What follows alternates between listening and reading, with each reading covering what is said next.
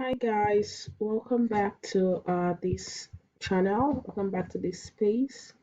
So today I am gonna be teaching you all how to apply for a job.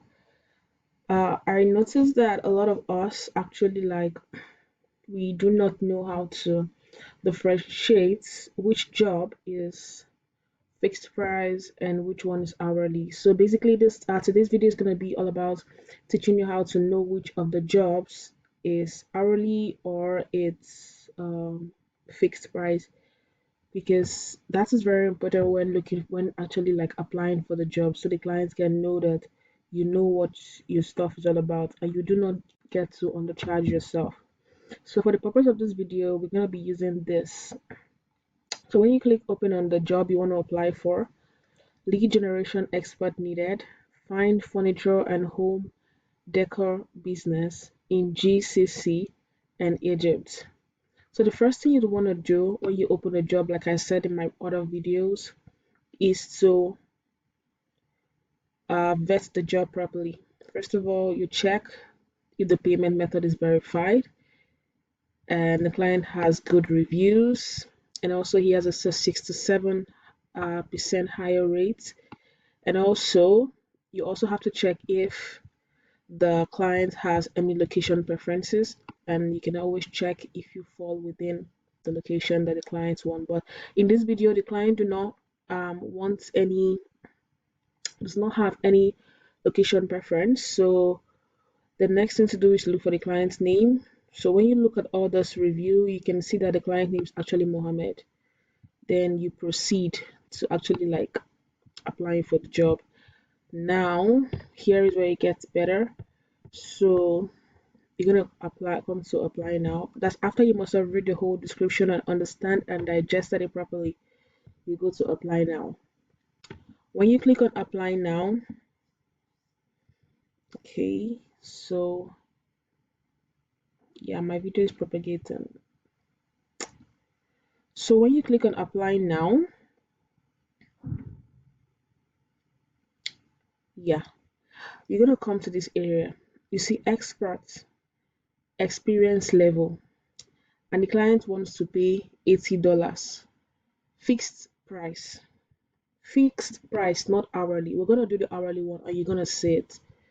So when you see this experience level and fixed price, meaning the client wants somebody who has experience in, go back to the job description, organizing all data into a structured Excel file, ensuring data is accurate, non-duplicated, and up to date, and help reaching out to website like gathering all information that can help by reaching out to the website like location, names, URL, phone, mail sector.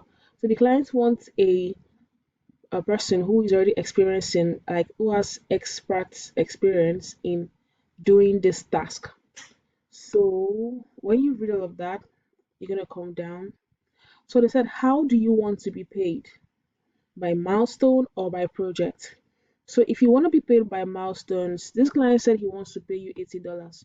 So when they say milestone, they're talking about, do you want to be paid, do you want to divide the project into smaller segments and you be paid for milestones as they are completed and approved, meaning that you can decide that you want the client to pay you 4 times, that's 20, 20, $20 each.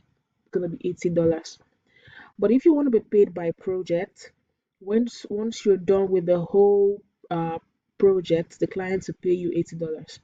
So you can choose either by milestone or by project. If you choose milestone, you have to put one, then you put the due date, then you put the amount. The amount should be $20. But I would advise we always put by project. So when you put by project, it's gonna be $80. So afterwards, when Upwork take their own fee, you're gonna be paid $72. So this is fixed price. The client is only going to pay you $80 and nothing less. The client is not paying you $80 per hour. No, he wants to pay you $80.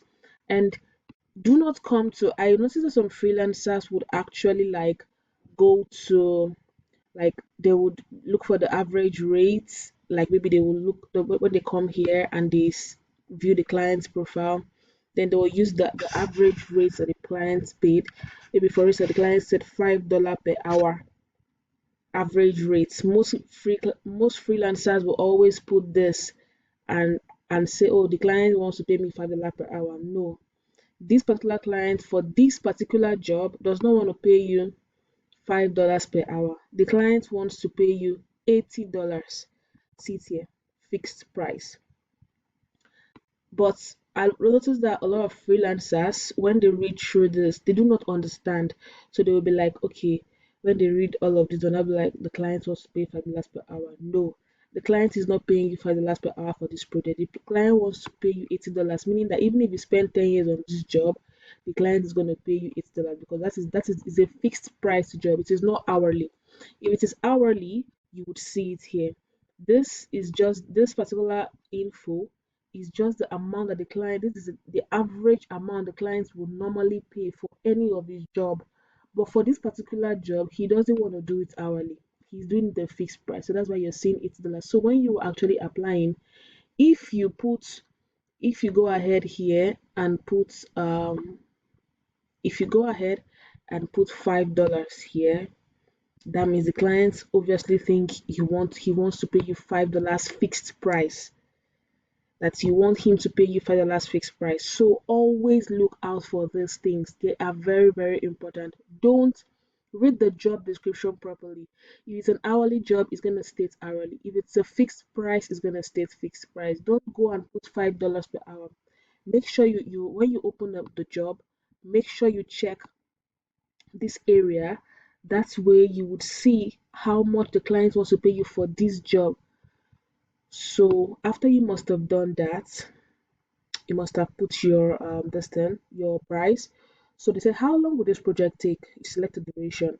Is it more than 6 months? Is it 3 to 6 months? Is it 1 to 3 months or less than 1 month? Now this is how to know what the clients actually want. This you go back to that same place, this area. Can you see it? The client said this project is gonna take less than 1 month. So you come back here and you click on less than 1 month.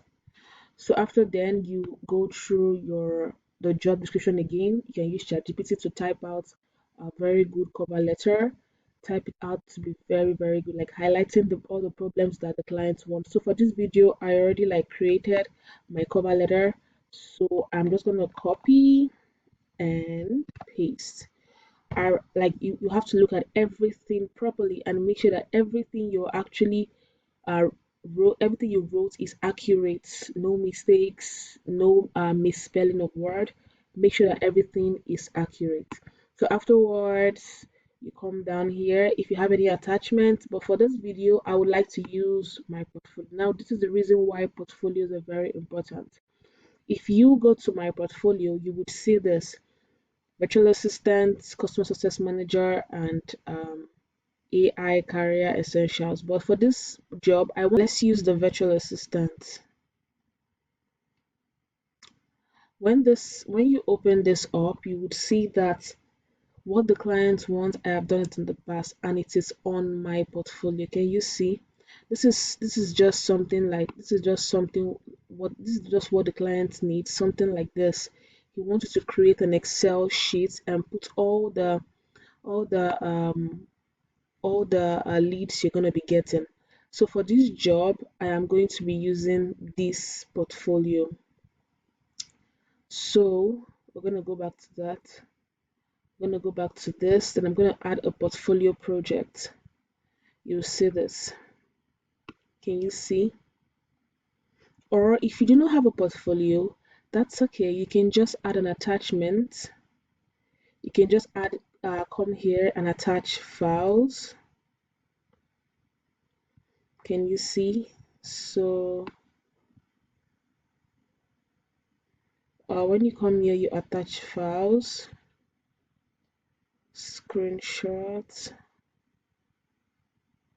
So I already like did a for the purpose of this video, I made an Excel sheet for lead generation. You can create yours or whatever the clients need just to give you a bigger chance of actually getting the job.